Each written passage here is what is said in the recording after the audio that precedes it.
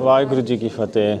Just a benti to everyone, small request guys, just so we can tune our minds in and man nu tikon de vaste, if we can just do 5 mood mantras all together, just a small request. If we do it all together, then our wavelengths will all be the same as well, yeah, and we'll be able to take in, take full laha from it, I suppose, yeah. So, Ik oankar satnam karta purkh nirbhau nirvair akal murath ajuni saipang gur prasad jap आद सच जुगाद सच है P सच नानक होसी P सच एक ओंकार सतनाम निर्भव निर्वैर अकाल मूरत अजूनी सैभं गुर प्रसाद जप आद सच जुगाद सच है भी सच नानक होसी भी सच एक ओंकार सतनाम करता पुरख निर्भव निर्वैर अकाल मूरत अजूनी सैभं गुर प्रसाद जप आद सच जुगाद सच है भी सच नानक होसी भी सच एक ओंकार सतनाम करता पुरख निर्भव निर्वैर अकाल मूरत अजूनी सैभं गुर प्रसाद जप आद सच जुगाद सच है भी सच नानक होसी भी सच एक ओंकार सतनाम करता पुरख निर्भव निर्वैर अकाल मूरत अजूनी सैभं गुर प्रसाद जप आद सच जुगाद सच है भी सच नानक होसी भी सच डंडौत बंदन अनकबार सर्व कला समरथ डोलन ते राखो प्रभु नानक दे कर हथ ज्ञान ध्यान किछ कर्म न जाना सार न जाना तेरी सब ते वड्डा सतगुर नानक जिन कल राखी मेरी कहाँ बुध प्रभ तुच्छ मारी बरन सकै महिमा जो तिहारी हम ना सख्त कर सिफत तुम्हारी आप लिहो तुम कथा सुधारी हम ना सख्त कर सिफत तुम्हारी आप लिहो तुम कथा सुधारी संगत जी गज की फतेह बुलाओ वाहिगुरु जी का खालसा वाहिगुरु जी की फतेह. Thank you to everyone that's come today, and thank you for inviting me for another special Thursday talk. These are getting famous, these Thursday talks are. We're hearing a lot about them, so you're really lucky to have these, and as always Boban Singh, who you don't really see at the forefront, is smashing it, like getting all the talkers down to do this. So this topic, power of Sangat. We might often overlook it, but the reason why it's really important to talk about it and understand it is, you could argue this point, but I personally think it's the most important thing in Sikhi, Sangat. If you want to progress in Sikhi, then you have to have the right type of Sangat. And that's a must, otherwise Guru Sahib Ji would not say it. Share a little quick story before I go into other stories. And I know this is getting recorded and is live, so I'm not sure if my wife's watching it, so if she is, then she's going to get angry now. But Jolo, we'll deal with that after, yeah? So after I got married, which was a while back, we used to have this little debate about how important Sangat is in Sikhi. Yeah, how important it is. And I always say it's like really important, really mega important in Sikhi. If you want to progress in spirituality, spiritually in Sikhi, if you want to progress, is the most important thing. And she always used to say that no, she don't think it is. And then we used to have this debate for a while, and then she goes, but I've never felt the need to like go into Sangat or find Sangat, because at home I had my family. I go, that's your Sangat then, really, isn't it? That's your Sangat.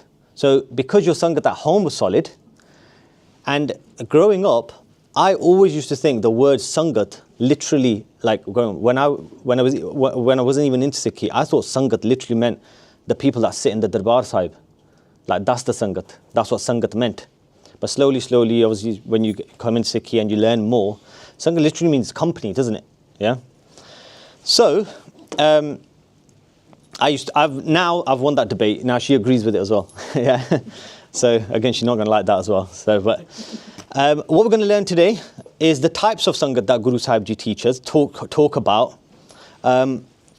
I'm going to share some personal examples, and I would like it for everyone to chip in with that as well. Don't be shy. Share your personal examples, because guys, that's what people resonate with a lot more. And yes, we've got Guru Sahib Ji teaching us through Gurbani and history, but when it's a bit more personal, you'll find that the person next to you has also kind of got the similar experience, or will be able to relate to that a lot more. So please don't be shy to share your examples, your experiences. So I'll be sharing mine. History, which I resonate with loads, a lot. Coming here last time, we went through Guru Nanak Dev Ji Maharaj Jivan, innit? Whoever here was here last time. From Friday Night Sikhi in Leicester as well, when we're going through Guru Nanak Dev Ji Maharaj's life. History for me is like big, like I absolutely love it. You know, take loads of teachings away from history, from our itihas. And also what Guru Sahib Ji say about Sangat. So we're going to go through all of that. The talk might not be as long as you normally are used to, but we've also got pen and paper in front of you. You'll probably notice that. So guys, whatever question you have, please don't be shy, write it down. If it's to do with the talk, then write it down. If it's generally to do with Sikhi, please write it down as well, and we'll all try and answer it together. Yeah? Cool. Okay, so I'm not plugging this book. Yeah. Hands up, anyone read this book ever? So one person read it, yeah? Okay, I read this years back. Yeah, so the reason why that's on there is because I kind of almost looked like that when I was a kid. Yeah? So it was the closest picture I could find. I've not got any of my pictures of when I was a kid on my like laptop or phone or anything like that, so I couldn't be asked to put it on here as well.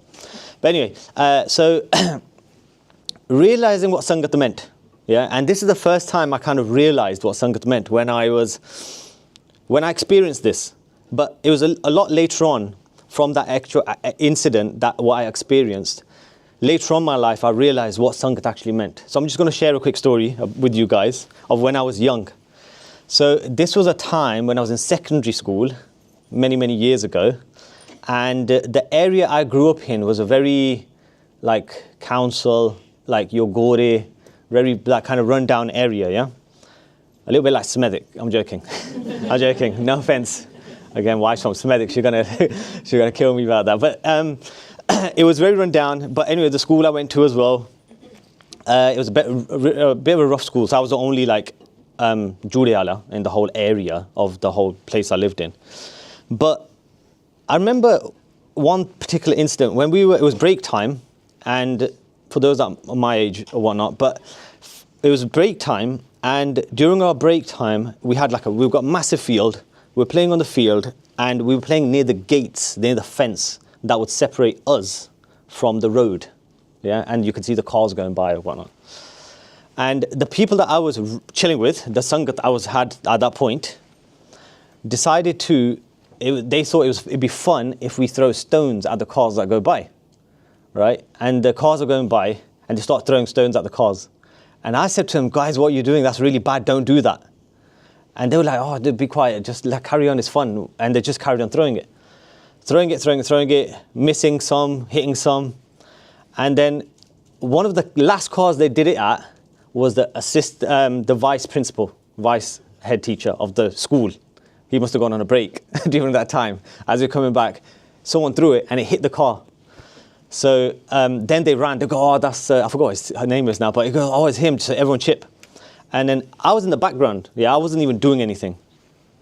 Anyway, bell went off. We went back into class starting.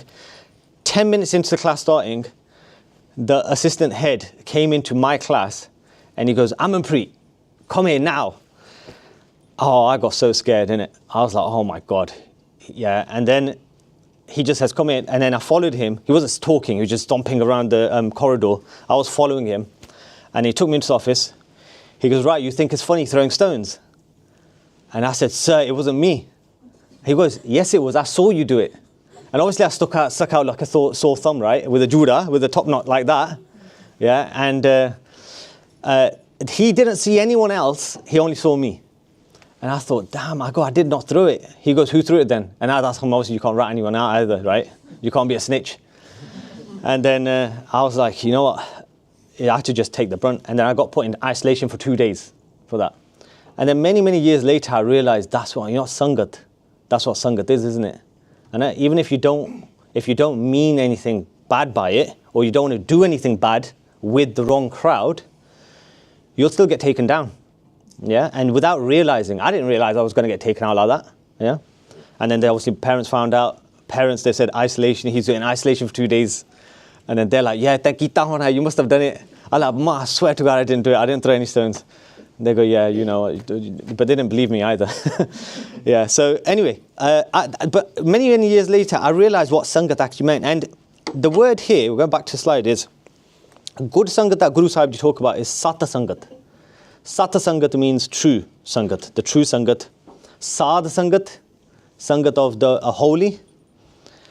Ko Sangat, so if you put a kakka with an ankar in front of a word in Gurbani, it normally means the opposite, right? So Ko Sangat means bad Sangat, bad company. And later on, Guru Sahib will tell us what the difference is as well between Sangat, Sat Sangat, Ko Sangat. Yeah? But anyway, is anyone brave enough to share an example from more recent times or when they were younger? Can anyone think of an example? No one brave enough? Go on. Someone can. I'm sure someone got a story within their mind as I was going to that. Yeah, I've experienced it. At their workplace, maybe. No? No one's going to be brave enough? Yeah, Baj? I've got a different story. Well, I'm from Bristol. Bristol, okay. It's a bit different. Like even last week, I got racially abused 3 times in 1 week. Oh, wow. And it just started to do my head in, you know. Right. Starting to hate it. It's like very, I don't know, it's mixed, but then it isn't. I work for NHS, for AWP, and even at work, last week I got called a terrorist, I'm part of ISIS. Oh, wow. They weren't very good. There weren't no safeguarding put in place for me. Uh-huh. They just expected me to work with him the very next day. Uh-huh. I don't know, it's just like confusion. It just happens a lot. I don't wear a bug. I wish I did. Yeah. I get racially abused now. Yeah. I dread to think what it would be like with a bug on my head. Yeah. So, do you feel like it's certain people that you really chill with? You're spending time with? A lot of people, you know. Yeah. Keep myself to myself, and got a few friends, but Okay. not many. I don't know. There's 5 Gurdwara in Bristol, so there's a big Sikh community. But Yeah. we get mistaken for Muslims a lot. Yeah. You get a lot of drama. Yeah. To be honest. So when I was preparing for this talk, I googled the company that you keep, and there's loads of quotes from loads of random people, and they were like, "You are the company that you keep." If you want to know the characteristics of someone, then look at who they're chilling with, look at who they spend time with. So Sangat is, again, coming back to it, is really, really important, right? So this is an example, a story, a Sakhi that I want to share with everyone. Sant Ishtar Singh Ji, Rada Sahib wale, shared this in their katha that I listened to many years ago, but I remember it clearly. And they talked about Sangat. But the story that they talked about was about Bhagat Fareed Ji. So Bhagat Fareed Ji, for those that might not know, Bhagat Fareed Ji's Gurbani, their Bani is in Guru Granth Sahib Ji. Bhagat Fareed Ji, a famous story attached to Bhagat Fareed Ji is when they were a child, their mother encouraging them to do bhakti and saying to them that constantly do Simran, remember WhyGuru as much as you can. And then they go, what will I get out of it? As a kid does, right? What will I get in return? And Bhagat Fareed Ji Mata said, you'll get sweet, you'll get good. Yeah, you'll get that, that is called jaggery in English. But you'll get that. So then as they're sitting there with their eyes closed, their mother would go and put good under the little mat. And then after he'd finished doing his bhakti, he'd lift it up and find, and he'd get really happy, thinking that Allah or WhyGuru has given it to them. So they do that on a daily basis. Mother would do it, mother would put it. And then one day came where the mother forgot, but yet it was still there. And then Bhakt Friji came to the mother and said, Mata, today the sweet was so sweet. It was extra sweet. And then the Mata realized that I'd forgotten it. Where did you get that from? And then she realized that that's it. My son has reached a avastha level where Allah's listening to him, right? God's listening to him. And then the Mata encouraged him more that that's it. Now you need to fully focus on doing bhakti. Something for parents to question themselves, right? How much do we push our kids to do bhakti? Like when I say bhakti, I don't mean like go to a Sikhi class or a random talk or anything like that. I mean actually bhakti, like meditation, full on, do abhyas of Simran. How much do we actually push our kids to do that? But Bhakt Friji's Mata said, but you need to go and do bhakti. You need to fully focus on it now, yeah? But when you go out there, I want you to remember a couple of things. I want you to remember one thing. When you lay down to rest, make sure the place that you lay down to rest on is a bed of like flowers, like rose petals, or a really comfortable bed. Make sure you lie down on a comfortable bed and get rest in that way. And he goes, when you're hungry, when you want something to eat, make sure you eat the best food you can have.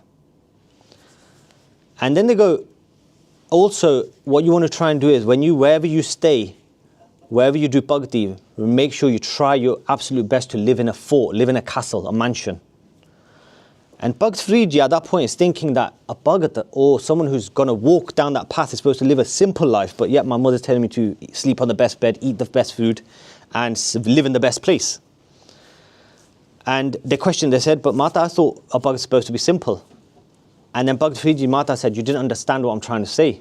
What I'm trying to say to you is that you need to do so much bhakti, so much meditation, that when you get tired from doing it, even if it's a bed of thorns, that will feel like a bed of flowers for you. And we've all probably experienced that at some point in our life. You know when you're really tired? Yeah, when you're really tired. The one example I can think from when I was younger was when we moved house from that area, that rough area, when we moved from there to a bit of a nicer one. When we did that move, we were back and forth all day. And I just remember that my room wasn't set, the bed wasn't set, nothing. I just lie down on the carpet just like that without anything covering me. And I knocked out like a baby. I slept the whole night just like that. And I didn't even know where I was. But I was so tired. We've all experienced it, right? You didn't need a comfortable bed. But I had the best sleep ever. And Bhakt Friji's Mata saying that you need to sleep on a bed. You need to be so tired from doing bhakti that any place will feel like a comfortable bed. And food, you need to do so much bhakti again, where you're so hungry that whatever you eat, whatever food comes in front of you, whatever you eat, that will be the best food for you, right? Again, a little example, I mean, whenever someone's really hungry, you have just a normal apple, it tastes really good. Even water tastes nice at that point, yeah, when you're really hungry. And then the last one, they said that what I mean about you living in a mansion, in a fort, is that you need to surround yourself in good Sangat. And that Sangat will be your fort. Yeah? And I remember having a conversation with Baba Avtar Singh ji, Badni Kalam wale, Bhai ji as we refer to them, Pyar de Naal. They're Sant Gurbachan Singh ji's grandson. They've come here a couple of times. They come here on a yearly basis. And we're having a conversation about them, about Sangat, and about like Gristi life, about getting married. They were just giving us advice. This is before we were married and stuff. And they said that, you know, being in Sangat and being married is like living in a fort. It's like they said, for example, you go out into an open battlefield. Go out into an open battlefield, you'll get bombarded, you'll get struck by left, right, center, back, forth, all direction you're going to get attacked. And when you're out in the open, it's more harder to defend yourself. But if you're in a fort, it's easier to defend yourself. It's easier to fight from.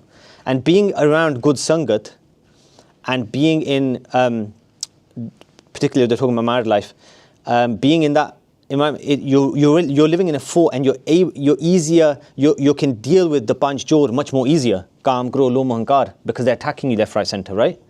You can fight them much more easier when you're fighting from a fort. And an example that Sant Ishar Singh ji gave as well is like, they said that, you know, some people say, and I've come across this as well, people here might have experienced it as well, that some people will turn around and say that, oh no, if I go to a bad place, even if I'm amongst bad people, I can still control my mind. I can still control myself. And I won't do that bad thing. Yeah? And you gave an example. And they said that it's like sitting next to fire. So if you sit next to fire, you can't decide whether you get affected by the heat or not. You can't sit next to a fire and say, and I don't want the heat. If you sit next to fire, you will get the heat as well. Yeah, you're going to have to get the heat. You will have to deal with it. Yeah. And a little fun fact about this photo, actually, about Sangat Singh, just a little bit of a side note. A little bit off topic, but just a bit of fun fact about this photo when I seen it, when I found it. Sant Ishar Singh Ji, for those that know, that they came to UK and basically they left this world, they left their body in Wolverhampton. And this was one of the last photos of them. And as they got out the car to go into the house where they were staying, which you can go visit now as well, you can go and visit the house as well now.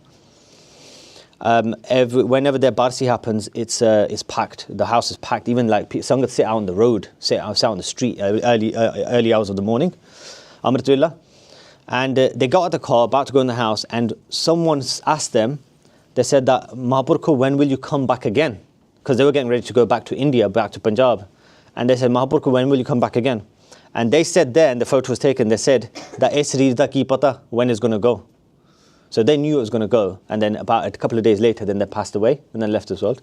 Just a side little fun fact. But if you want to talk about Sangat, Sant Ishar Singh Ji, when they grew up, the Sangat that they were surrounded with was Sangat of Mahapurukhs, Sangat of great Guru Sikhs. And they were able to achieve and get to that level much more quicker because they were surrounded. Again, living in a fort, right? Dhan Guru Nanak Dev Ji. Last time I came here, we were talking about Guru Nanak Dev Ji Maharaj's travels, and we're going through their journey in great detail. For the past 6 years, we've been going through Guru Nanak Dev Ji Maharaj's life in so much detail. Like I said, it's been 6 years, and it's going to probably last for another 3-4 years. It's going to last for another 3-4 years, yeah? But we've been going through their life in so much detail. And if I did try and start actually making a note of who they're meeting, the names of the people they're talking to. And as I was trying to do it, eventually I kind of gave up, which I probably shouldn't have, because it would have been good to make a list of everyone they met. But there were so many, I couldn't keep count of it, and I couldn't keep on top of it. But Dhan Guru Nanak Dev Ji Maharaj, from when they set off on their first udasi, or when they first came into this world, whenever they spoke to anyone about spirituality, yeah, about becoming one with WhyGuru, if anyone asked them for an upadesh, no matter what background you're from, no matter if you're rich, poor, if you're a beggar, if you're a sant, if you're already on that journey and you're already on a high level, if you're a papi, if you're a sinner, no matter who they spoke to, the one common upadesh they gave to everyone, no matter what their background was, no matter where they're from, no matter what dharam they're from. This is how they said it in this exact way, in this exact order as well. Wake up at Amrit Vela, do Simran, make a dharamsala so you can do Sangat. They said that to everyone, that make a dharamsala. So a Gurdwara in today's day and age. Yeah? So you can get together and talk about the greatness of WhyGuru, and you can do Kirtan together, and you can do Simran together. Because even Guru Sahib Ji knew, and they're teaching us, how amazing it is to come into Sangat. Because it becomes so much easier to walk on this path. And Bhai Gurdas Ji give a really good example. I couldn't find it, but I'm really bad with technology, that's why or just finding things generally. But Bhai Gurdas Ji, who's the nephew of Guru Amar Das Ji, our third Parchar, and they've got their own writings called Bhai Gurdas Ji's Vara. In their writings, they write what the effect of coming into Sangat is. Most of us here would have experienced this as well. That when you come into Sangat, be it in the Darbar Sahib, or if there's a Kirtan Samagam going on, there's a Barsi going on, if there's talks going on like this, and you're sitting in Sangat, what the effects of the Sangat is sometimes what you'll find is that no matter, even if you're in Sangat, sometimes you might get a bad thought that comes into your mind, and then you question it. It's happened to me loads of times. while sitting in the Hazuri of Guru Sahib Ji, listening to Kirtan, I'll get a bad thought come into my mind. And I've questioned it, thinking that, why is that happening right now here? Like, of all places, it shouldn't surely be happening here, right? Again, I experienced it in Anandpur Sahib. I was lucky enough to spend about 6 months in Anandpur Sahib after I graduated from uni. And in Anandpur Sahib, the daily routine we had there was absolutely amazing. Absolutely loved them 6 months. We'd go to Takht Sahib in the morning, Kesgarh Sahib. We'd go to Seesganj Sahib. And the general Sangat that we did of like at Amrit, it was on another level. But while I was there, I'd start experiencing bad thoughts as well. And I said, question myself, of all the places in the world, why am I getting bad thoughts here? But Bhai Gurdas Ji say that coming into Sangat is like gold getting purified. So if you know what the process of purifying gold is, they'll get the gold out of the mitti, out of the mud or whatever. It don't look like gold. But then when they start doing the process of making into gold that we see, that really nice shiny thing in the end, the whole process of it is where they have to boil it, heat it, melt it, and then boil it, heat it, melt it again. What they're doing is they're getting rid of the impurities of it. And that's what coming into Sangat is as well.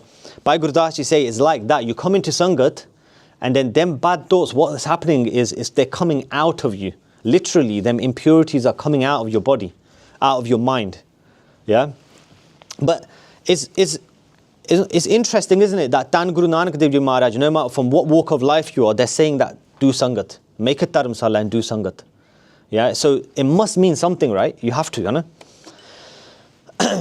So, again, using our history, Tan Guru Har Gobind Sahib Ji Maharaj, our 6th Parchar, when they gave the Gurta Gaddi to our 7th Parchar, Tan Guru Har Rai Ji Maharaj, they gave them teachings. And they're giving them teachings that always wake up at Amritullah, do Simran. And this is one thing they say to them, that make sure you're always surrounded by Sat Sangat. And now this is the Guru saying it to a Guru. If the Guru needs Sangat, then surely we need Sangat, right? We definitely need Sangat then, if the Guru Sahib Ji need it, right? So that was a real eye-opener when we were going through it, Anna. So I've been lucky enough to teach in the Devanhar Vidyalaya for the past couple of months, and my module is going through Guru Sahib's Itihas. And when I got to Guru Har Gobind Maharaj and got to a bit where teaching, I was like, I made a note straight away. I'm going to definitely share this, I know, with everyone. Yeah, shout out to one of the students here as well, by the way. Yeah, Vanita. Yeah. Okay, college days. Now, yeah, everyone in my age, you're going to remember your college days. Yeah, I can see people smiling. That's either good, as in you had a really nice time there, or that smiles that, oh, I remember the college days was bad, or you got up to stuff you shouldn't have got up to. College days. So, in college, again, this is a personal example, yeah, personal story, and the effects of Sangat. In college, it was me and a very good friend of mine called Harjeet Singh. We're really close, even we're still close to this day now. It was me and him were the only Singhs in our college. And what we started to do was, and what we started to say to all the youngsters, all our mates, yeah, they went in Sikhi, they had cut their hair, they were still on the path, you know, to everyone's always on the path, but their journeys at the stage that is all different for everyone, right? But anyway, we said to all the lads, back then there used to be a Friday night Sikhi, and we convinced all the lads to go to the Friday night Sikhi at that point. They said, like, look, don't go to your clubbing just for one day. Miss it, just miss it. Well, nothing, you're not going to miss anything, just miss it for one day. Let's go to Friday night Sikhi. And then you can continue next week after that. So they all said, yeah, out of respect, and they came. And they all loved it. It was absolutely brilliant. They loved it, they related with it. And then after that, following week, they came back again. Following week, they came back again. And then we'd come on the Friday, and then we'd talk about it on Monday, right? At college, we'd talk about it. And slowly what started happening was in the common room, if that's what you called it back then, even now I'm not sure, the common room was a place where everyone used to go and chill, where they used to play music and stuff as well. Like in my college, it was like Punjabi, so you used to blast Bhangra and stuff. But after we came into Sikhi, out of respect, and this is Guru Sahib ji's kirpa, yeah. No, I'm not bigging myself up in any way, but when me and my mate used to walk into the common room, they used to turn the bhangra off. It's the effect of Sangat, though, yeah. They used to turn the bhangra off. But anyway, the atmosphere started changing, and you could tell. The conversations were different. They weren't normal like your whole, whatever lads talk about. They just started slowly changing. And then we all came up with an idea saying, Amrit Villa. Why don't we all try and do Amrit Villa together, where we link up and go to the Gurdwara together? And we okay, ek din kar liya. Everyone came early morning. Someone didn't go sleep the whole night. But anyway, it turned up. We went to the Gurdwara, listened to Nitnem, and then we all went back to our houses, slept for a bit, went to college, and we were on a high the whole day. And it was a good 8 of us. Yeah, good 8 of us. Me and my friend, we were Amrit Singhs, and then everyone else, yeah. And slowly that became on a daily basis. That started becoming a daily thing. We're like, let's make it into a daily thing. Let's all push each other to do it. And we all started going Amritullah, Gurdwara at that age, so 16, 17 years old. It was brilliant. I remember the sunrise, the birds chirping away and whatnot. It was brilliant. Wicked experience. And everyone's on a high, and then guess what? Most of them started keeping their gears. And then the whole college was so shocked. They're like, these lot who used to go clubbing, drink, everything, they're starting to keep their gears. They're starting to do Simran. They're starting to do Nitnem. They want to list. They want to understand what Nitnem means. And anyway, we were on a high. Yeah, it was going all uphill from there. And then what happened was, one Friday, they didn't turn up. One Friday night Sikhi, like back then, they didn't turn up. And me and my mate was like, yo, where's everyone gone? Not even one person turned up. And then we're like, Cholo, something must have happened or whatever, studying. And then when we linked them on Monday, what happened? They weren't saying anything. They were like, oh, we were just busy. We couldn't make it that day. They didn't want to tell us, but they said they were busy. I was like, Cholo, that's fine. Next Friday, then the Amritullah started going a bit downhill. Next Friday, they didn't come again. And then we're like, yo, surely something's up. They still weren't telling us again. And then we found out what happened was, the next following Friday, after we said to them, guys, come on, let's go, let's come. And then they came back, they came to a Friday, and then after that Friday night Sikhi session, we found out that one of them was taking them clubbing still, was forcing them to go clubbing. They're still forcing them to go clubbing, yeah? And then when we found out who it was, we were shocked, yeah, because it was a Singh that was still forcing them to go. He looked like Singh, like had the gold star on, dadi, everything, but he was forcing them to go clubbing. And then basically they stopped coming Friday night Sikhi, and then slowly they cut their hair again, and then they just went back down that line again. But the power of Sangat, where slowly they're changing, but all it takes is one. Yeah, it just takes one. And I remember listening to, again, I think it's Sant Isha Singh Ji's Katha again, years back. And the example that they gave, my friend who listened to the Katha, I remember this example that he gave. He goes, Mahapurukhs would say that if one Chor, one thief, spends time in the company of 100 saints, that thief will become a saint. But if one saint spends time in the company of 100 thieves, that saint will turn into a thief. That's the power of Sangat. Yeah, that's the power of Sangat that can change you like that. Yeah. So I'm still going to ask it. Has anyone got any stories to share from college days? No? Well, everyone's nodding. Everyone's like, nah. Yeah, go on, Bench. Yeah, go on. Wicked. I'm really outing myself here, but so I never swore when I was growing up. Okay. Just didn't do it. Yeah. Still will never swear in Punjabi, right? But in English you do? Yeah. Okay, in English, okay, I understand. So. I started doing Gurdwara class. Okay. And one of the girls there swore a lot. Yeah. Singing, Right. And we got super close. And we're still really good friends, but and she even said to me, she swore, and I was just like, oh. And she goes, you know what, you're really innocent, that's really good. But we got really close, and we were super close then through sixth form. Uni, we weren't together at all, but I was far away for uni, so I really hung on to the Sangat I'd made at home, right? Right. Including her. Yeah. Anyway, a couple of years later, I'm swearing, right? Habibi, it's an adat that I can't drop. Right. I can drop, Yeah. but I'm not dropping. Yeah. You're not dropping on purpose. Huh? You're not dropping on purpose. I'm really reluctant to say you can't. There's nothing you can't. Yeah. You know when we say like we can't get up on with we really can. Yeah. We're just not sleeping on time. We're not doing this. Yeah. So it's like an art that I find difficult to drop.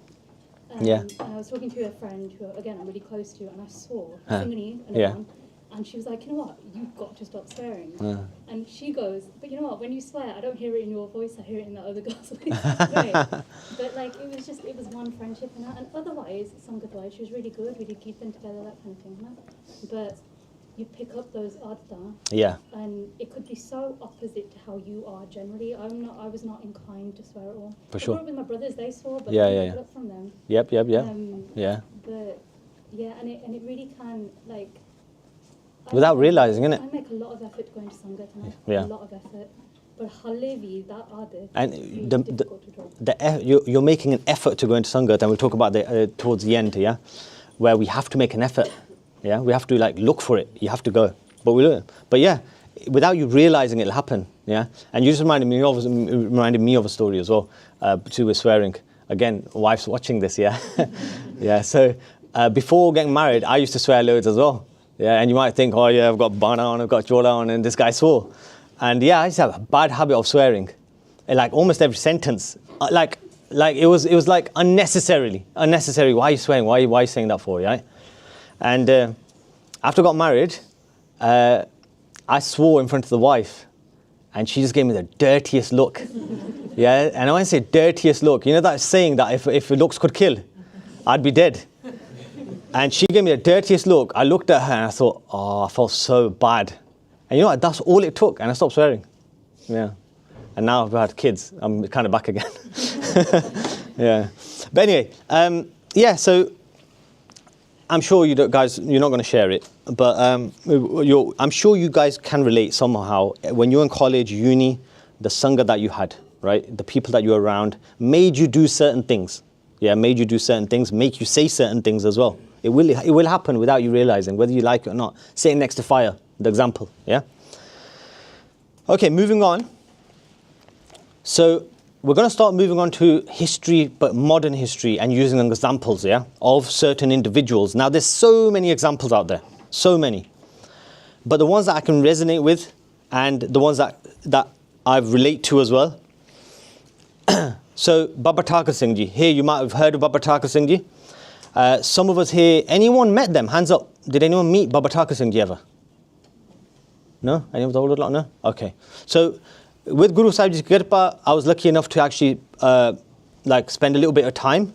Not just, I met them on 2 separate occasions, and we were lucky that they came to our house as well. And the first time I ever saw Baba Thakur Singh Ji, yeah, and this is like the kamai of a Mahapurkh, the kamai that the bhakti that they've done. Sometimes they've done so much bhakti that they don't even have to say a word, but it's just the vibes that they give off. We were in Leicester, sitting in the darbar, listening to Kirtan, and the entrance to the darbar is behind me, and as I'm listening to Kirtan, I heard a little bit of commotion behind me, and I wasn't focusing too much on Kirtan, so that's why I looked back, and that's where I saw Baba Thakur Singh Ji walking in, surrounded by Singhs. And this is the first time I've experienced like I got to see like something like that, and I just thought, wow. And there and then, when I saw Baba Thakur Singh Ji, straight away in my mind, I was like, I want to take Amrit. No one had to say anything. No one had to say a word. Baba Thakur Singh Ji didn't have to do Parchar, didn't have to do Katha or nothing. I just saw them. I want to take Amrit. And I went home, told my dad I want to take Amrit, and we had this long conversation. And then when we started meeting Baba Thakur Singh Ji and seeing videos about them, hearing about them, one thing that will stick out is that they were surrounded by Singhs all the time. They were always surrounded. Why was that? All the Mahapurkhs were surrounded, they'd always surround them. They'd never be on their own. Because they know how strong the Panch Jod can be. So if you constantly surround yourself with the right type of Sangat, you've got so much of an easy chance. If you really truly want to walk on this path, if you want to progress, and I mean progress, yeah? If you really want to progress in this path, you need to surround yourself with them like-minded people. Baba Thakur Singh, you always used to have Singhs around them, and there always used to be a Singh always reading Bani as well. like literally 24/7. They'll be always saying, reading Bani. Whenever we met them, there would always be one saying, reading Bani out loud. And they'd be always near Baba Thakar Singh Ji. And what they do is they'll just keep rotating. And the Bani would be kept on playing. So that's the story of Baba Thakar Singh Ji. Next story I want to share is by Anokh Singh Ji Babbar and by Satnam Singh Ji, Santu.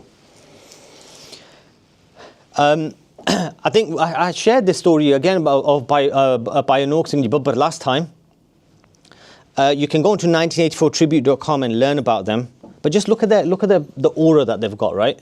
The face. Look at the robe that they have, and that's the kamai that they have. That's the kamai that they've done. The Simran, the Bani, the Sangat they've done of Gur Sikhs. And there's a famous story about them where they're getting tortured, and their bones are broken, blood's pouring out of their eyes have been taken out.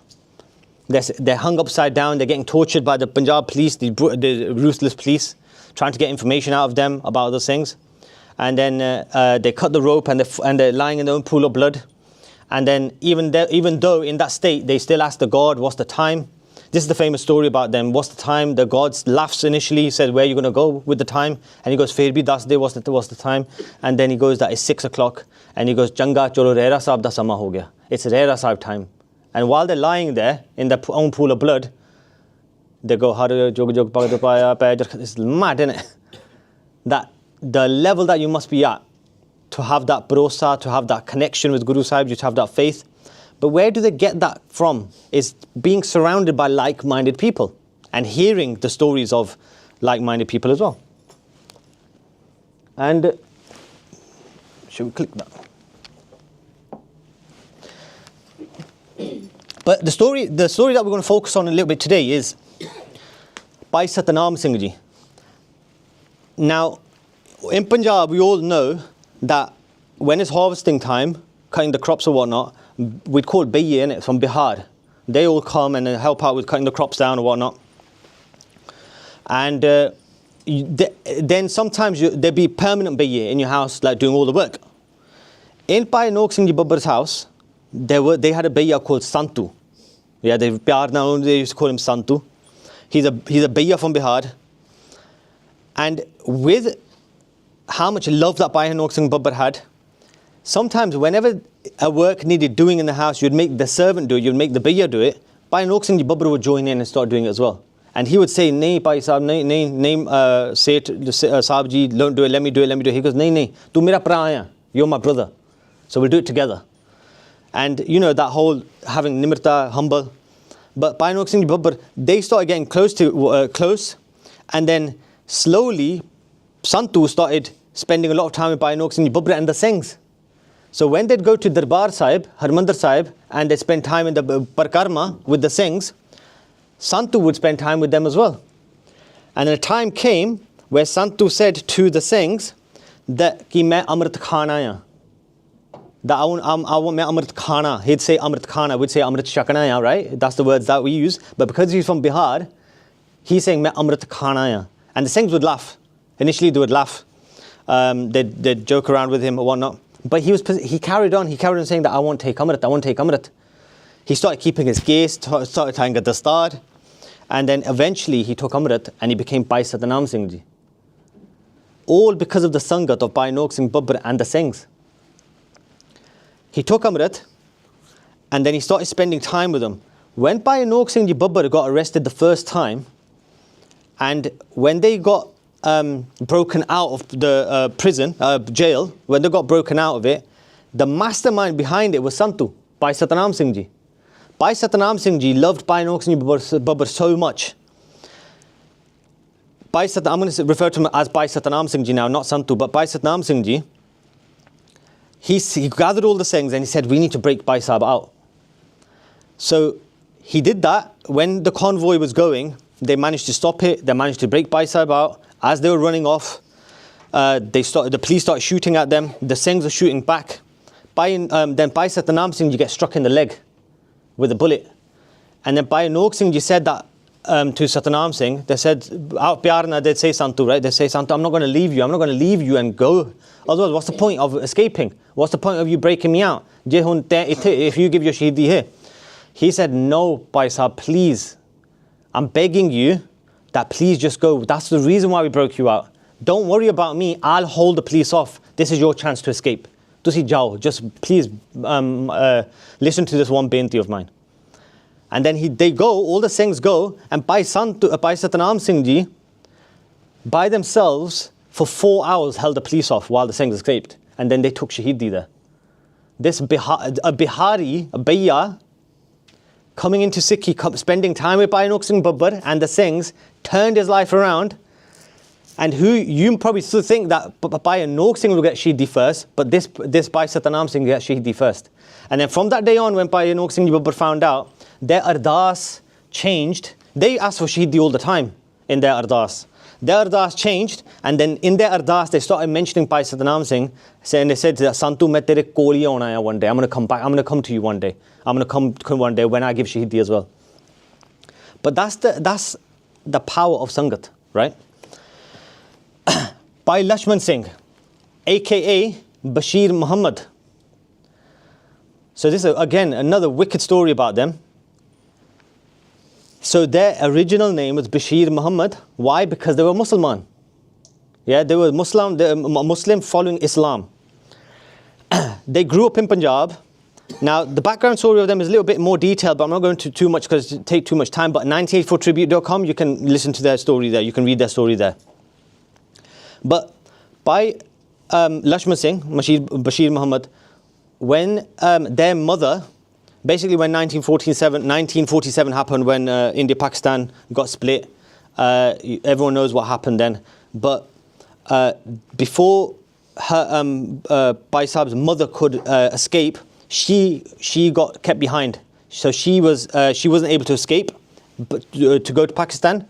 So as a child, so she was raised by a Sikh family, but they didn't force Sikhi on her. She was still able to practice Islam. So she grew up. They got her married to a Muslim as well, according to the traditions as well. And then they had Bashir Muhammad. And Bashir Muhammad was just naturally strong. He used to do wrestling. He joined the Punjab police to help his family out. And noticing how strong he is, how good he is at wrestling, one of the main police guys hired him for a personal bodyguard. And being a personal bodyguard for this main Punjab police guy, I forgot what his name is now, at that time, the Khargu lair was going on. So the Khargu Singhs fighting for Khalistan, fighting for that. Their whole movement, the Punjab police was trying to put an end to it. And this main police guy who was in charge of doing it thought of an idea. He thought, we need to send a spy into the Khargus. And the best one that we can think of is a Muslim, Bashir Muhammad. He can go in, infiltrate them, and give us all the information. So they made him keep his gears. He started tying a bug. They staged a prison break. They staged a prison break where he escaped from prison. And then he ran. And then he got in touch with the Singhs, the Khargu Singhs. He got in touch with them. And then he made his way in. Infiltrated it. First started sending reports back to the police officer, the police, Punjab police. He was sending reports back on a daily.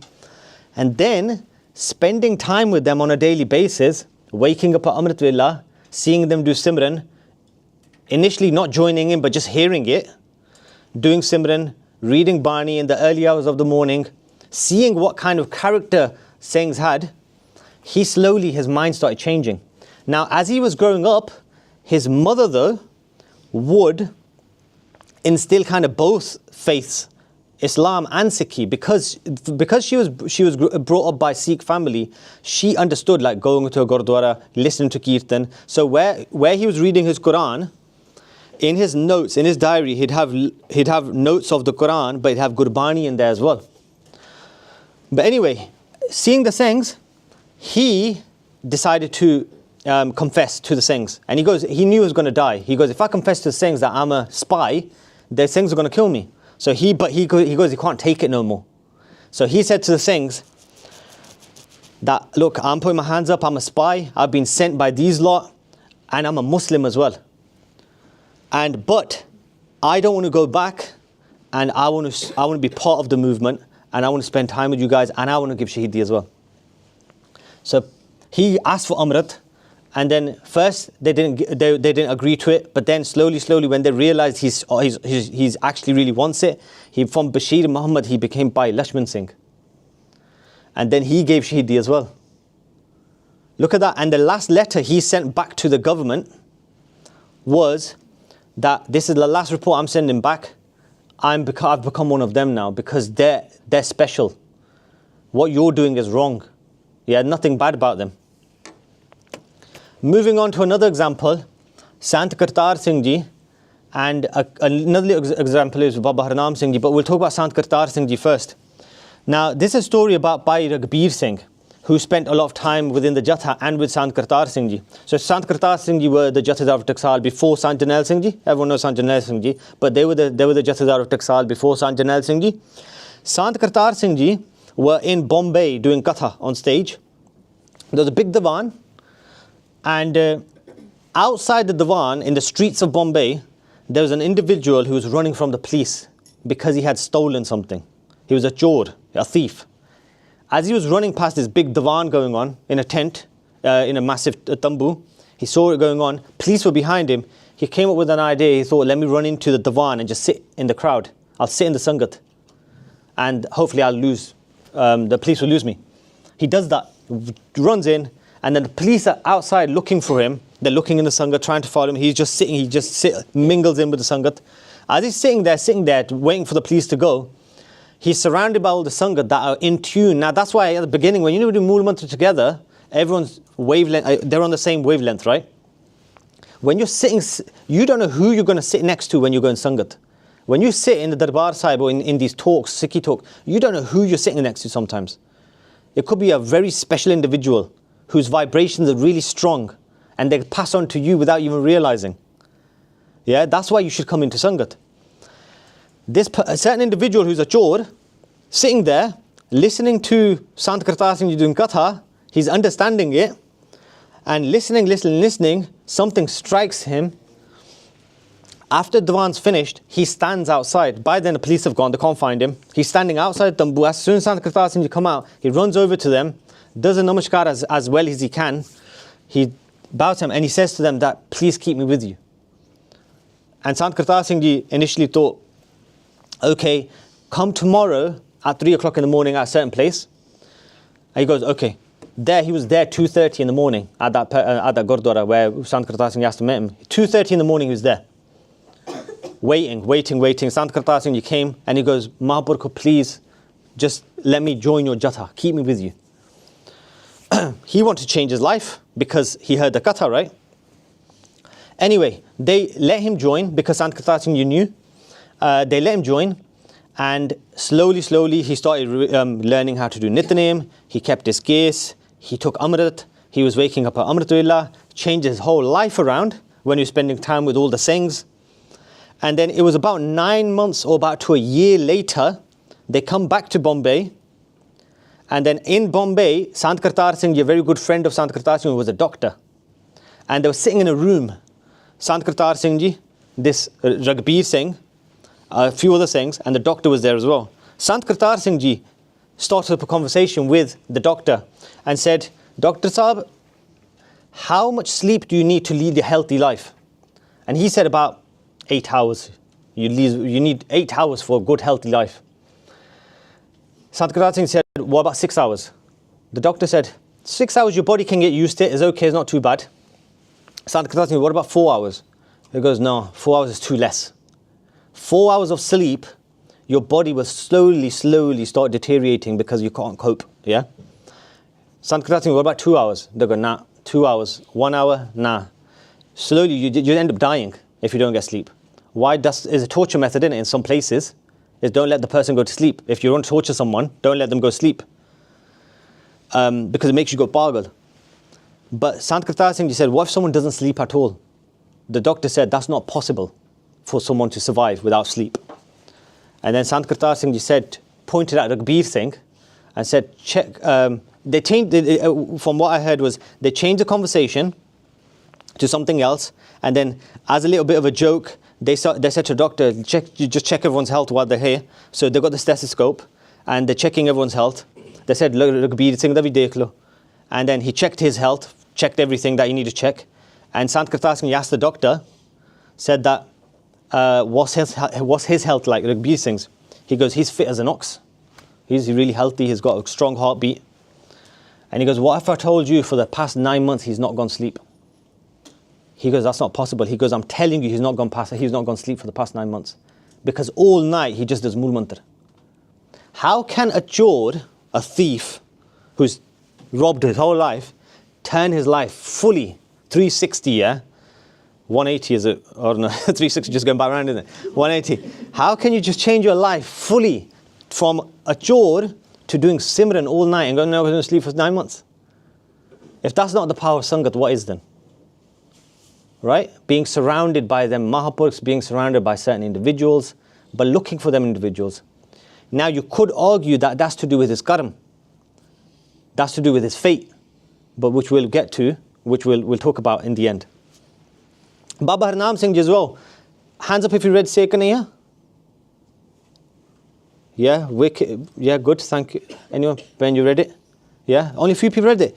Guys, book recommended so bad. If you want to read a book on Sikhi, yeah, Baj's nodding his head because he'll agree with that. It's Sekaniya. Yeah, such a brilliant book, such a beautiful book. Baba Thakur Singh ji did a bachan on that book. They said that whoever reads this book will always stay connected to their guru. Even if they fall off the path, they'll always come back. So when my kids are, I'm going to make sure he reads it. I want to make sure they read it because I never want him to come off the path. If they come back, that's Baba Thakur Singh's bachan. But I'm telling you, if you want to experience, or if you want to, like you guys come to these Thursday talks, which are brilliant, absolutely brilliant. When you see you lot, yeah, is proper encouraging. But when you come here to learn about Sikhi, you come here to learn about certain individuals, right? But if you want to learn and understand and experience someone who's literally breathing, walking Sikhi, Baba Harnam Singh ji, their life just is absolutely amazing. And that's their autobiography, Sekaniya. Right from when they were born and when they left this world, the amount of people, their lives they changed. And one reason why I put them in this is because one story I remember from there is about this drunk, alcoholic drug user. In Hoshiarpur, where Rampur Kheda is, so Rampur Kheda is in Hoshiarpur. In Hoshiarpur, there used to be this famous person who was on drugs, hard drugs, alcoholic, that no one would go near. No one wanted to even go near him. His own family disowned him. Everyone used to think he was disgusting. Imagine what kind of life you must have had, or what sins you must have had done to live a life like that where no one wants to even come near you. Yeah? But yet the only person that ever went near him was Baba Harnam Singh ji. Because one day what happened, as Baba Harnam Singh was going for a walk, he was there on the other side of the road. Baba Harnam Singh ji crossed over. As he was stumbling, he fell in front of Baba Harnam Singh ji. Baba Harnam Singh ji picked them up, and all they said was, Purkha, Gurdwara aaya kar. Just come to the Gurdwara. In your spare time, just come to the Gurdwara. And he listened. But that's, again, Mahapurkhan di gal hor hundi hai. Mahapurkhs, when they tell you to do something, then you're more likely to do it than someone like me saying to you, like, go Gurdwara. Yeah? But yeah, guys, go Gurdwara. You should go to Gurdwara. Try make it a day, implement it into your lives. Don't just come Thursdays. Try make it a daily thing. Because you don't know when Guru Sahib are gonna do that kirpa on you. When Guru Granth Sahib you might have that particular day time when you've walked in front of Maharaj and they go, Bas, edi wari aa gaya, let's bless him with everything. It can happen. It can happen so easily. But if you come to the Gurdwara, that is, right? And come in the Sangat. But Baba Harnam Singh, you knew the power of Sangat. They said, just come to the Gurdwara. He came to the Gurdwara one day. And then slowly, what he would do, he wouldn't come in first. He'd just stand outside the Gurdwara, in the courtyard. Because even he knew, but in the state he was in, he couldn't go in. And the people wouldn't allow him in. But he just stood there, sat outside, listening. And slowly, slowly, his life started changing. He stopped drinking, stopped the drugs. Then he started doing seva at the Gurdwara. And then he took Amrit. He turned his life around, man. All from the Sangat of a Mahapurkh and the Sangat of the Gursikhs at the Gurdwara. Sant Gurbachan Singh Ji's Mukhtasar.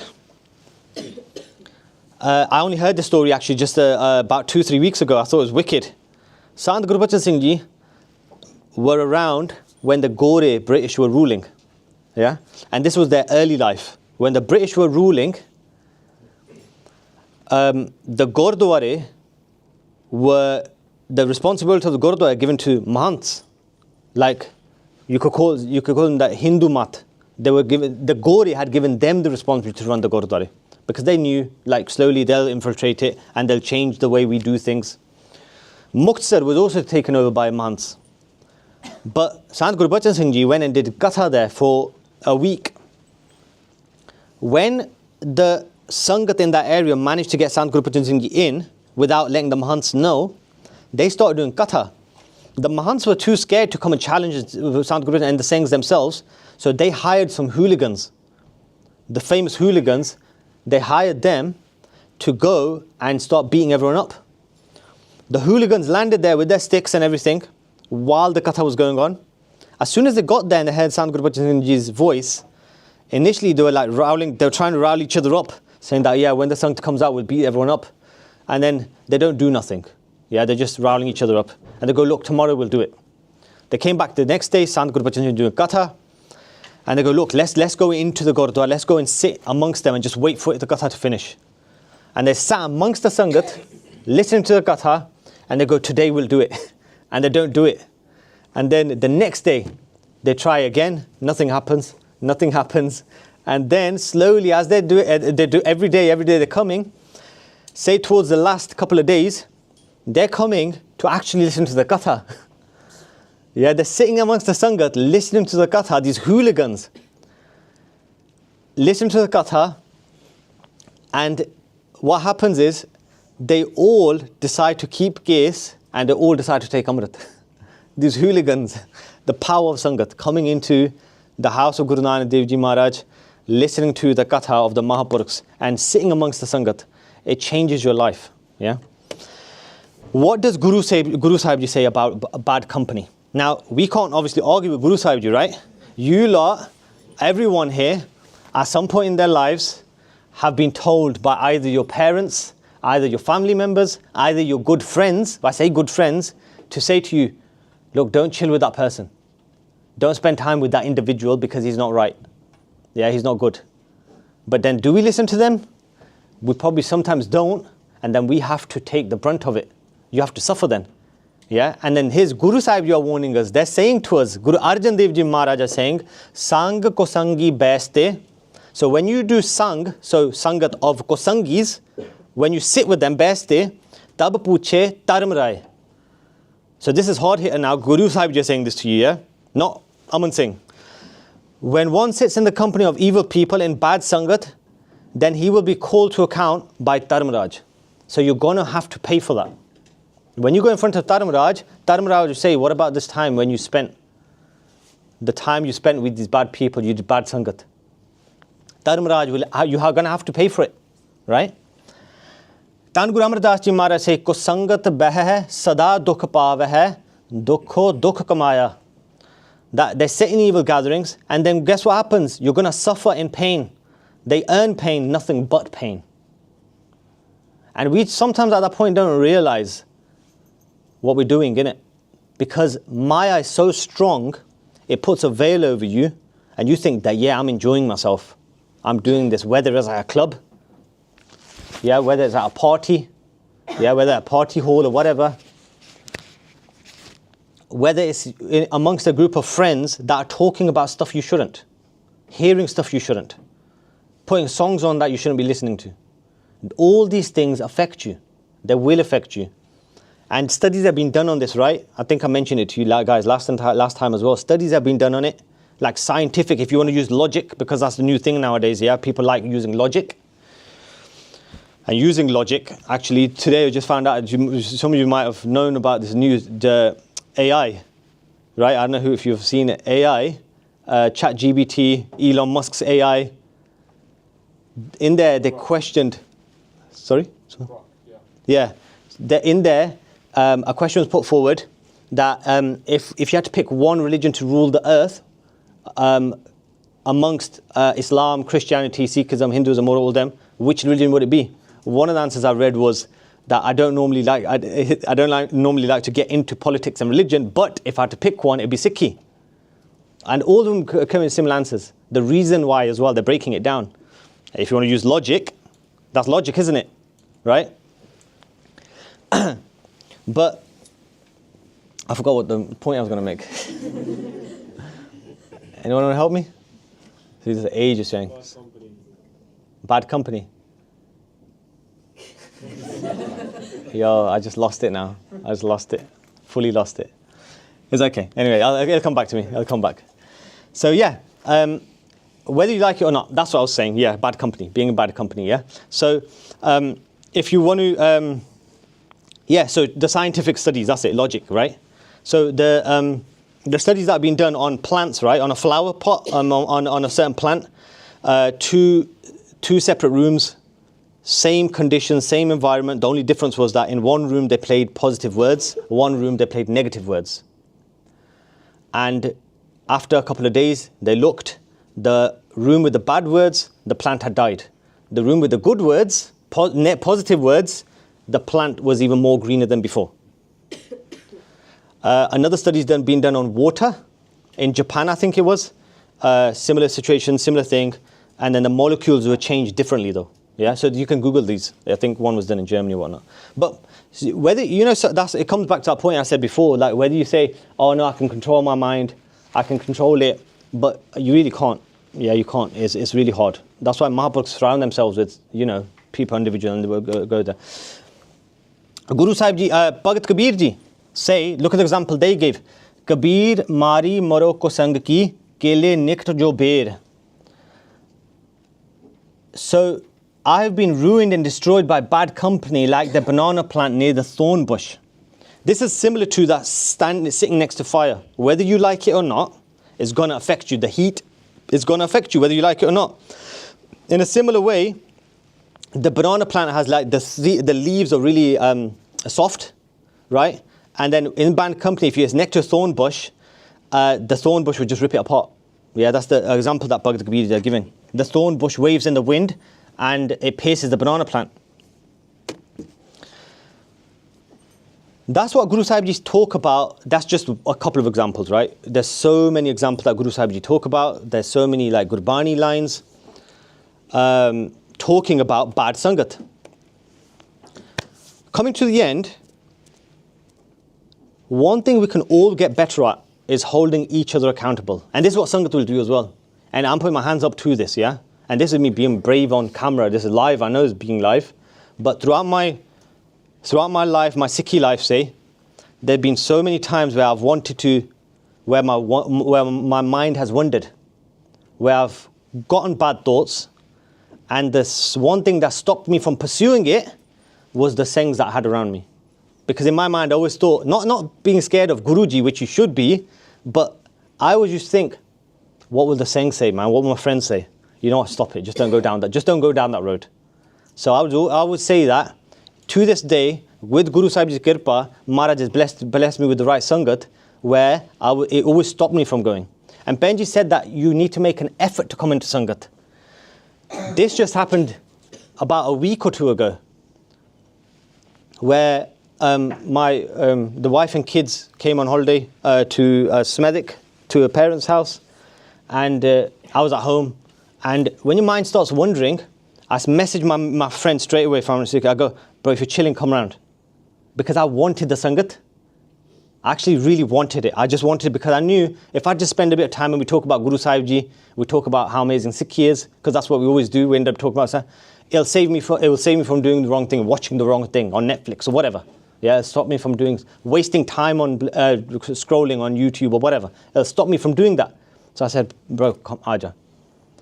So you have to sometimes make an effort, conscious effort. You need to go into Sangat. Find the Sangat. Come into... And in today's day and age, I firmly believe we haven't got any excuses no more. We haven't got any excuses. Back when I came into Sikhi, we had all the excuses in the world that nothing happens for youngsters. Because back then, hardly anything used to happen. There were no talks in English. We couldn't relate with the Gyanis back then. Nahi hunda siga. We couldn't relate. We didn't have these kind of things going on at that point. And now there's so many resources, basics are smashing it, absolutely smashing it, with so many talks going on around the country, with so many online podcasts happening. We got so lucky that we got, that Let's finish it off on one Gurbani line, which is the ultimate truth.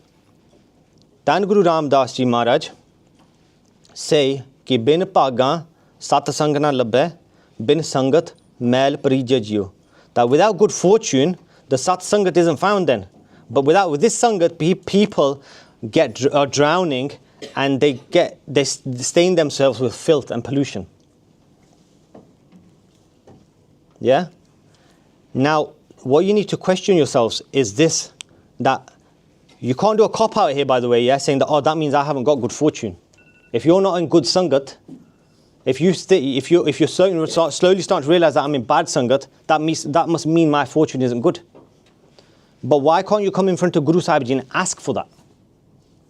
Right? If you really truly want sangat, ask it from Guru Sahib Ji. Do the ardas, place your head in front of Maharaj, and Maharaj will change your pag. There's so many stories that back that up.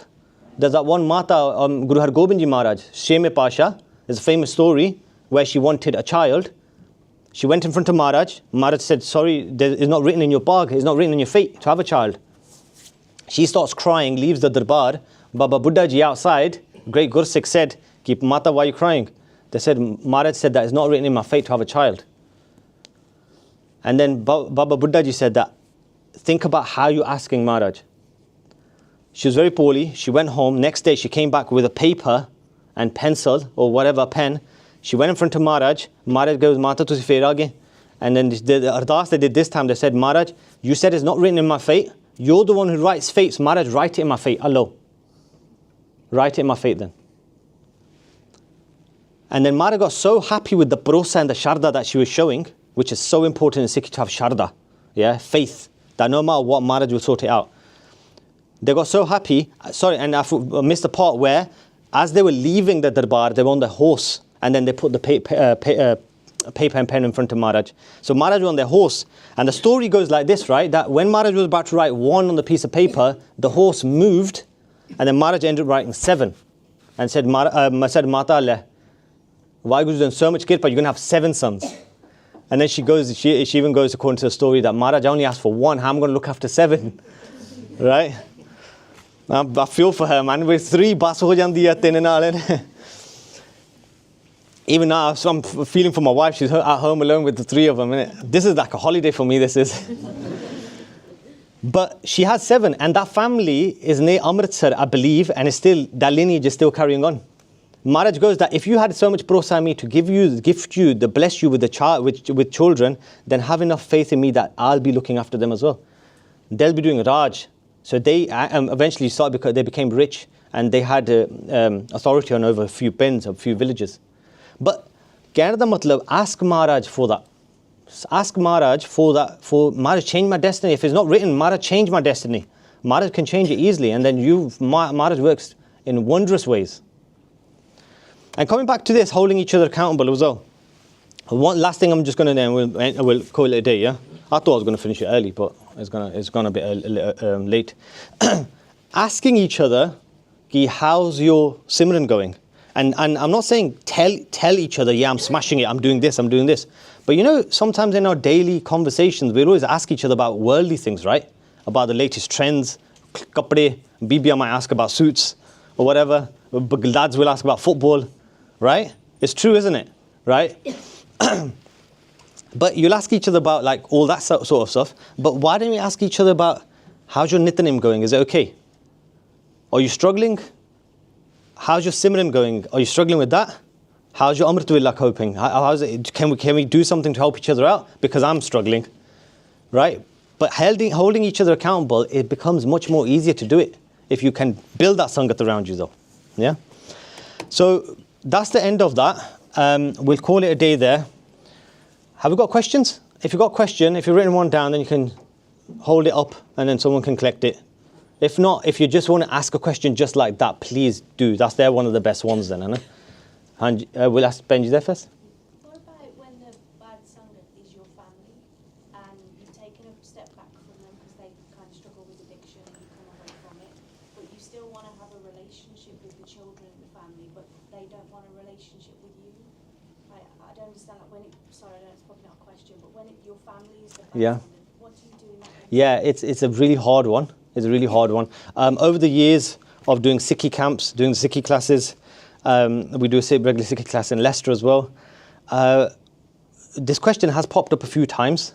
So some certain like kids want to come into Sikhi, but the parents won't let them. They want to keep their gears, but the parents won't let them. There's one sad story about this one kid who wanted to keep his gears, but the mother would cut it at night time. So I was thinking like, yo, what's going on there, innit? And then there's a couple of stories about similar that a couple of kids want to take Amrit, or a husband wants to take it, but the wife doesn't. Wife wants to take it, the husband doesn't, or whatnot. What happens in that situation? Now, we can't ever, and we shouldn't ever say this, that, you know what, disown the family, leave it, you're on your own path. That's the wrong thing to say. The one thing I would say, as hard as it probably is, and I know I don't understand it too, because I'm not in that situation. Only someone that's in the situation can fully answer it, and please do chip in.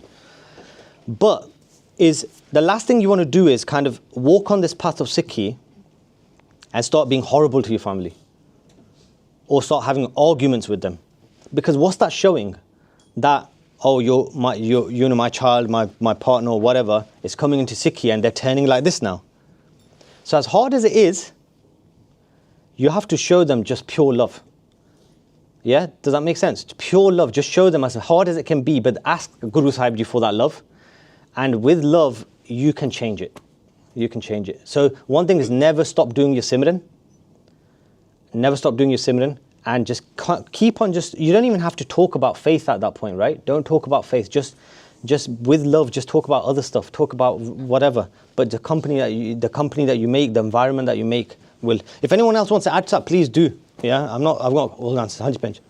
So the thing is, I guess that might be how you should behave towards your family, but it doesn't solve the problem of my family are bad Sangat. It's gossing my mind down, you know, like that whole thing about the heat. You know, you could go to one wedding party and not be affected by it. Yeah. Singhs will say that, oh, I've been in Sikhi so long, I go to one wedding party and I'm not affected by it. When you've been to 10, can you really say it's not affecting you? Yeah.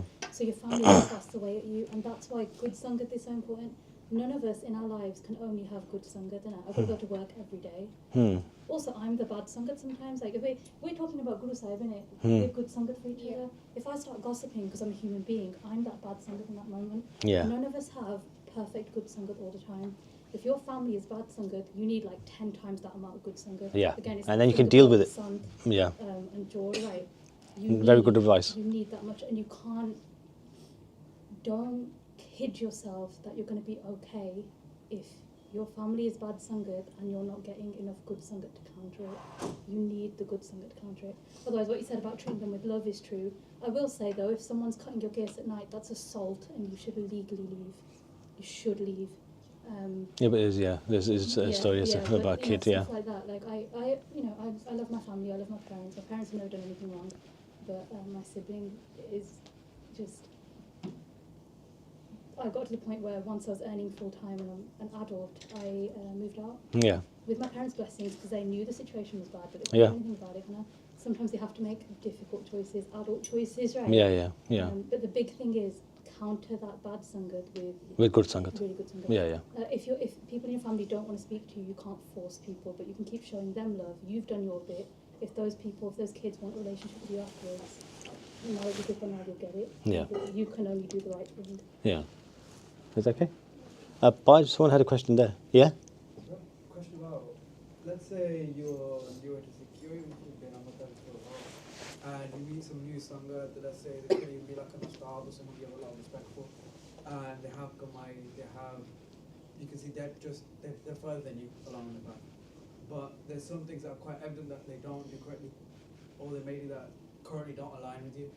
How can you pick up the good traits from these people, like steal their Kamai basically, but not steal the things that maybe aren't so good? But also, second point on that is, how do we know when just it's something that you disagree with? Doesn't mean that they're wrong. It just means that there's a point that we disagree. We can agree to disagree. You can have a healthy conversation, can't you, about that?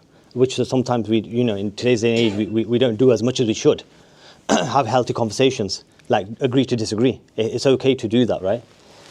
When it comes to picking up like good qualities and leaving the bad qualities, I can relate to that because over the years I've met people that have had really good qualities but then had bad quality as well. We've taken that good, and when the time was right, we've just moved on. You have to just move on then. If you've taken everything good from them, if you continue, then that bad will come onto you as well slowly.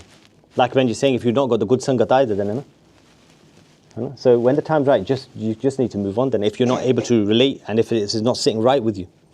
So how would you know it's the right time? And how do you know you've not pushed up those? Because you're going to pick up both of them, both the good and the bad at the same time. So obviously you've got other sangat as well and they can help advise you.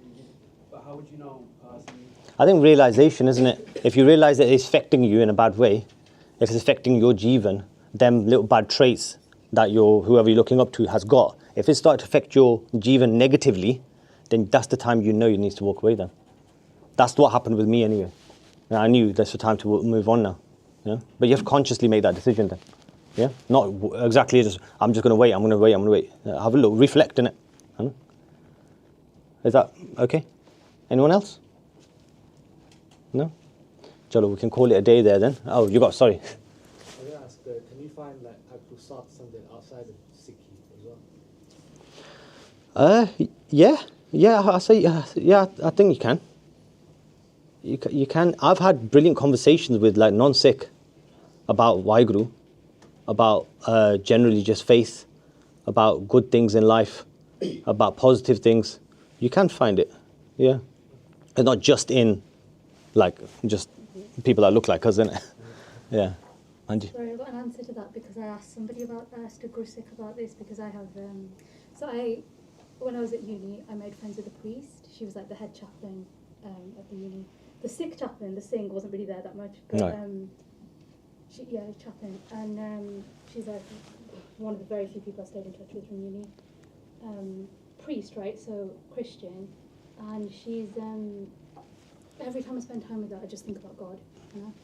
And so I asked this question, and like the jawab I got was, it's only good, right? It can only be good because they're making you a better person. But you do need Sikh Sangat. It's not enough to just spend time around sadhus of other dharms. Yeah. You need the Sangat. For sure, yeah. And Barney's clear about it. Because that's what keeps you grounded then, isn't it? We've had this conversation about like Yeah. all religious equals. Yeah.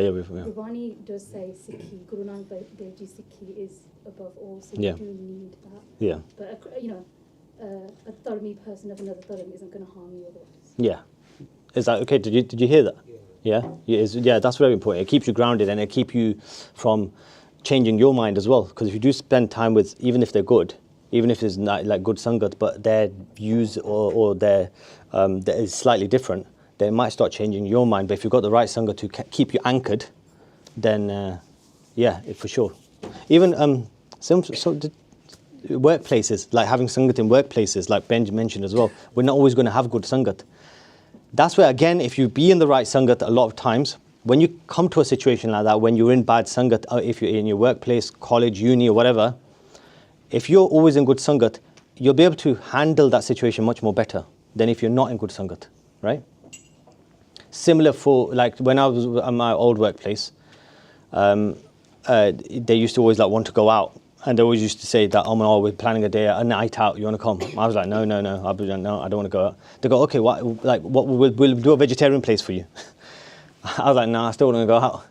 And then they go, one of them came up to me and goes, we're always trying, we're trying to accommodate for you, yeah? Like, why aren't you agreeing? And I go, you know what, it's just you lot, I don't want to spend time with you lot. And then he's like, what? Like, are you serious? Now I go, no, I wasn't joking. I'm not spending time with you individuals, but I don't want you to go into them settings, that place or whatever, an individual. And then they're like, what if we go to a vegetarian restaurant? I go, no, food has to be made a certain way. Then as I was trying to explain to him, he goes, you know, you're crazy, you are. Yeah, me and him on a level, so he goes, you're crazy. And I go, you know what, bro?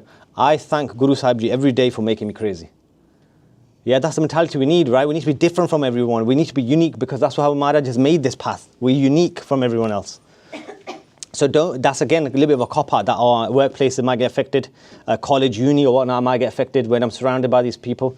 as individual, but it like you need the good Sangat as well to keep that balance there. That's the only way we'll keep. Because my good Sangat was the one that kept me from going around the wrong path. But did someone have a question there? Yeah, Ben. Shall we? I don't know if I'm going to be able to articulate this one, but for example, in workplaces, so I work in a school, and a lot of the time I have, other staff members come to me and say, so and so said this, or so this child's done that, and just constantly gossip and do a lot of juggling in India of people, and I feel terrible when they do that, and I don't know if I've got the face that just says, just come to me and tell me what it is. But is there a way that you could potentially just say, what, I kind of just don't want to know without offending people? Just take your phone out. Yeah. Just sorry, busy. Just sorry, busy. If anyone's got any problems, you can go to Benji. No, I get what you're saying, Benji. Yeah, I get what you're saying, that you don't want to engage with them conversations or whatnot. How do you politely decline it? Yeah. Can't you just be rude about it? You can just if it depends on what kind of level you're on with them people, with them. You have to work with them, and you see them constantly throughout the day, and you say have lunch with them, and the topics always come up, or they'll see that you're free, and they'll come and just rant at you, and sometimes I just don't want to know. Yeah. Because I feel bad that you're talking about someone else. Yeah. I just don't know how to say it without making things. So I'm trying to just look at it from my point of view, and I would just be straight up a little bit. Like, I don't want to really talk about it, and so, but I get totally that not everyone's like that. Like, I know my missus isn't like that as well. She can't say it straight up. Is anyone able to help her? Not politely to say you don't want to get involved, because when you say it once or twice, they're gonna stop. Any look, I don't want to get involved. That's it. And Ben, don't care too much about the feelings, yeah? Don't care too much about it, because I think what you're thinking, I don't want to. No, you have to say it. Yeah, but you say it better now. You can. Yeah. Yeah, sure. They know they can get away with it easy. Yeah. Bob Singh? I was just going to say, just ask, like, if there's something can I help with something?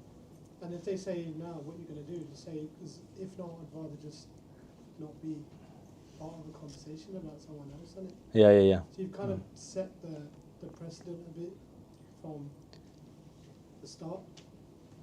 And then, so I was going to make a comment, G, about the young Singh over here who said something about having satsang outside of Sikhi. I think it's fine, G, but I think that I would always have a place in Sikh space. So I'd truly encourage to come to the Gurdwara, do Sangat with Sikhs, because that's how you'll feel recognized that maybe that Sangat isn't good for you. So you won't be able to see that until you're in a Sikh space. So for example, if you come here on Thursdays regularly, or Fridays, South Birmingham, or Leicester, or wherever, sometimes you'll just feel it yourself, man, that you've come to the right place or you've been to the wrong place type thing. But I'd always have a place in a Sikh space. That's just my advice. And then still do Sangat elsewhere. But you'll just know, man, if it's not good for you. Yeah. We'll get the last bit of advice. Boy, can you give advice? So in my example, so I'm quite young, so I was in a space where I was surrounded by people in a work environment who were very much saying against the way they lived their life was the way that people talk about college, right? Doing these type of things, living a certain lifestyle that doesn't align in any way, and the conversations would be constant, and you'd be expected to not only be part of the conversation, but also be part of the actions as well. And sometimes it's like, you don't feel comfortable in saying it because that's your boss. And if you disagree with him, then you're going to get a bunch of extra work. And they're going to, so we have to play a little bit of a game there where you just avoid the conversation, give it a different topic, say that you're busy, but you have to find little ways to work around. Yeah. Because if you're not able to be in that position yet, well, the ideal is, look, I don't really feel like having this conversation. Yeah. If you can't do that, find a better conversation to have. Yeah. Before they come up to you, innit, just change the conversation. Just talk about the weather or something. Talk about football team. I don't know if you play football. Or suits. Talk about suits. Yeah. But we'll call it a day there then, guys. Yeah. Thank you so much for inviting me down to do the talk. Thank you so much for coming. If I made any mistakes, guys, please forgive me. I'm learning like everyone else is learning. But there's a few photos of paintings of Guru Tegh Bahadur Ji Maharaj. They're free to take. Put them in a frame. There really is a Pratan picture. So if you do decide to take them, just handle it with respect. So they're free to take, yeah? And still got loads of sweets and stuff, chocolates or whatnot. Hanji Paj? I like your talk. Can you come again soon? Oh yeah, thank you, Paj. If they invite me, then I'll come back. Yeah. Should we get a day out of it now? Oh, nah. Too much pressure, that is. Live on TV, wife's watching. I have to consult her first. Yeah. But yeah, guys, thank you so much. Yeah. WhyGuru Ji Ka Khalsa. WhyGuru Ji Ki Fateh.